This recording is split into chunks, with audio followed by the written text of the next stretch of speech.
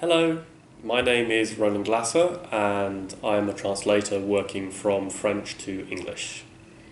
Thanks, Roland. So can you tell us, how did you get into literary translation?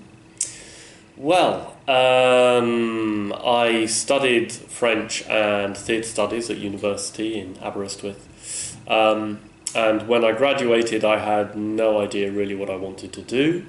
So I decided to go to Paris, which seemed as good an idea as any. And I spent about a couple of years doing odd jobs and some bits of theatre work and various things.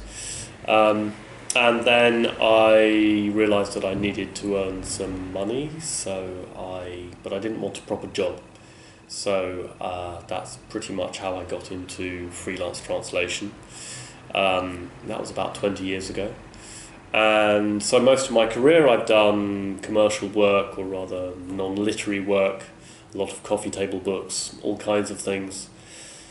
And then about 10 years ago, something like that, I started to become interested in literary translation through sort of casual encounters with an old friend who was also a literary translator, and I joined the UK Translators Association.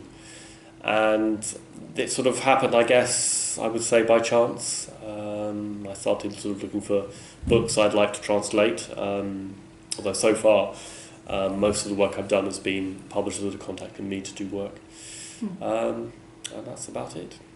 Thanks. And so do you make a living from literary translation now? No. I make a living through a combination of work. I would say that literary translations maybe half. I mean, in terms of money, literary translation is probably about 1/3. In terms of time, yeah, probably a bit more than half.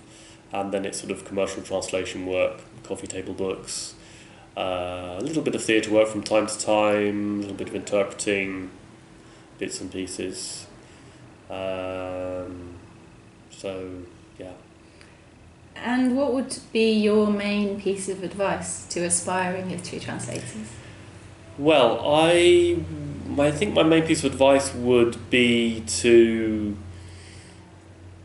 develop as much knowledge and expertise as you can in the language and culture that you're translating from. Bearing in mind that there are a number of languages in the world, particularly in the case of French and English.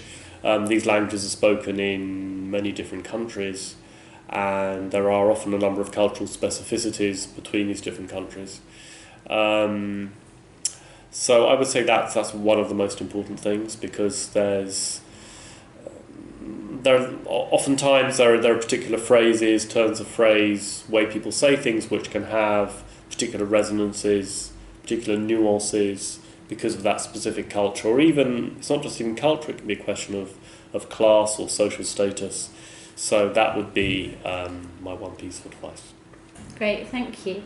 And lastly, which book do you dream of translating in the future? Well, I'm going to cheat a bit with this question. I was very fortunate to translate the first novel by Fils-d'Amoise Mougila called Tram 83.